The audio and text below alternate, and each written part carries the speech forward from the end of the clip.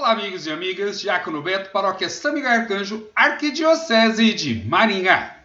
Estamos estudando o livro de Ruth e no vídeo passado fizemos uma introdução a este livro, mostrando o significado dos nomes dos personagens e que o livro ele é escrito depois do exílio, no período pós-exílico, mas retrata o período dos juízes. Por isso que ele está logo depois do livro de Juízes e antes dos livros de Samuel. E acontece que, logo depois do exílio da Babilônia, precisavam achar um culpado para o caos que aconteceu.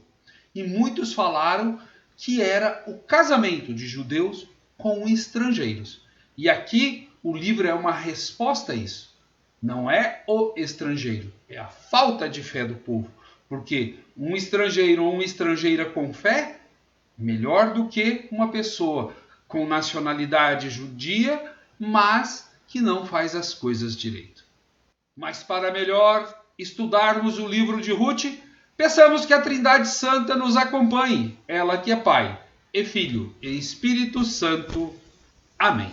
Se você ainda não está inscrito em nosso canal, se inscreva para continuarmos juntos a estudar a Palavra de Deus. Quando você pega o primeiro capítulo de Ruth, nos seus 22 versículos, ele vai contar a ida da família de Noemi e Abimeleque para o estrangeiro por causa de uma grande fome, depois a morte dos homens da família, ficando apenas as mulheres, e depois o regresso. E nesse regresso, Noemi como que dispensa as suas noras de vir com ela. Uma, órfã, vira as costas e vai embora, como o próprio nome diz. Porém, Ruth faz algo impressionante, que nós vamos olhar agora. Pegue sua Bíblia, capítulo 1 de Ruth. No tempo em que os juízes governaram, houve uma fome no país e um homem de Belém de Judá foi morar nos campos de Moabe com a sua mulher e seus 2 filhos. Aqui está o contexto.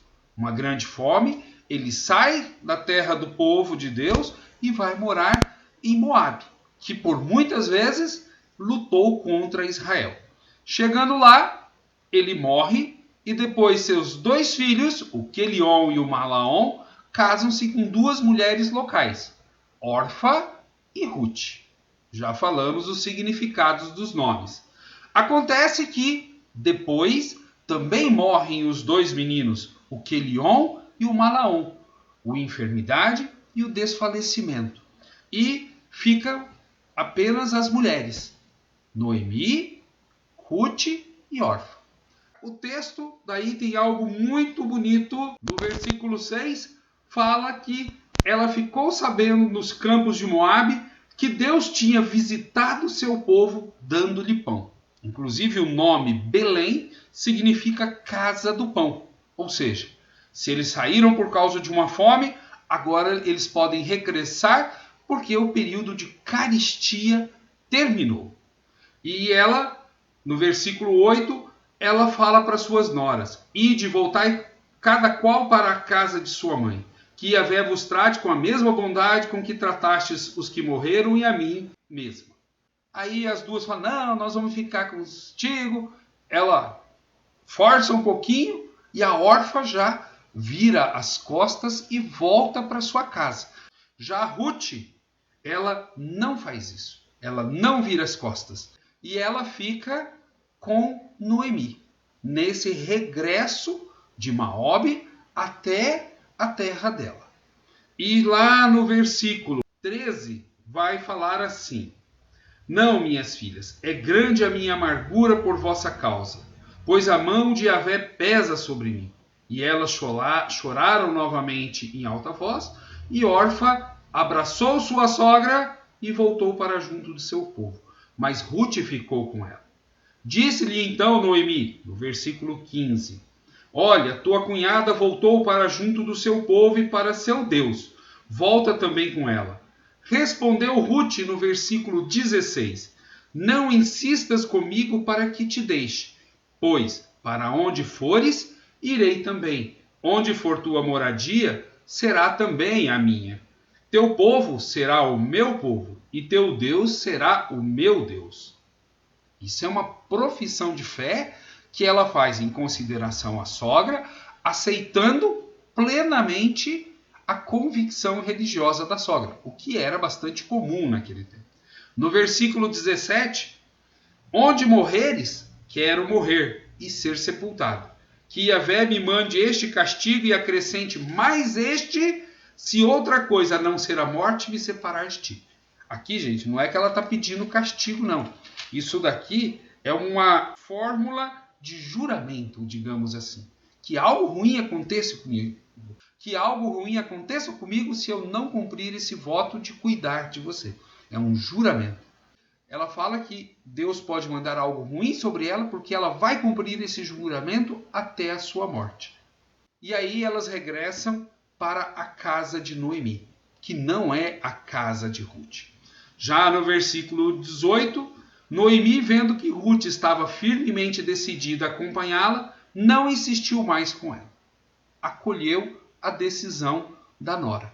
E sogra e nora vêm juntos para uma terra a qual 10 anos Noemi estava longe da terra. Partiram, pois, as duas e chegaram a Belém. À sua chegada, Belém inteira se alvoroçou e as mulheres diziam: esta não é Noemi? Mas ela respondeu-lhes: não me chameis de Noemi, chamai-me de Mara, pois Shaddai, na Bíblia de Jerusalém, Deus, o Todo-Poderoso, me encheu de amargura. Parti com as mãos cheias e Yahvé me reconduz de mãos vazias. Eles partiram de mão cheia, eles não estavam indo porque estavam com fome, passando necessidade, mas ela tinha marido e 2 filhos, ou seja, havia futuro. Com a morte do marido e dos 2 filhos, não há mais futuro. Uma mulher sem descendência, sem marido, sem filhos, está fadada à mendigância. Inclusive, ela não pode nem requerer a terra dela, fazer o resgate da terra dela. Por quê? Porque ela é mulher e ela não tem personalidade jurídica. Somente os homens podem ser proprietários segundo as leis daquela época.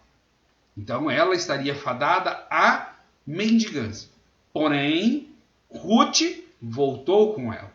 E pela lei do levirato, Ruth pode se casar com um parente próximo de Noemi e a descendência que nascer de Ruth vai assegurar a continuidade da terra para com eles.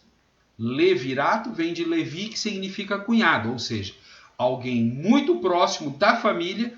Quando um irmão morre sem deixar filhos, ele tem que se casar com essa mulher, coabitar com ela, gerar-lhe um filho, e o filho não é dele, mas do irmão falecido, para que haja continuidade da família. É uma lei social.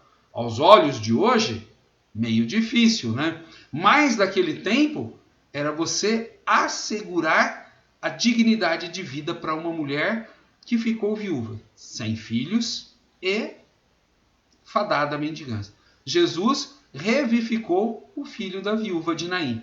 Por quê? Era o único filho dela. Morreu, ela estaria fadada à mendigância. O filho retornando à vida, a perspectiva de futuro. Então, muda tudo. E continua assim. Foi assim que regressou Noemi, tendo consigo sua nora Ruth, a Moabita, que veio dos campos de Moabe. Chegaram a Belém no começo da colheita da cevada. E aí eles vão fazer uma prática muito comum, o respigo, mas do qual os segadores, aqueles que estavam colhendo, deixavam muito pouco para trás. Mas este é um assunto para o nosso próximo vídeo, onde continuaremos a estudar esta bonita história do livro de Ruth. Sigamos juntos! Paz e bem a todos!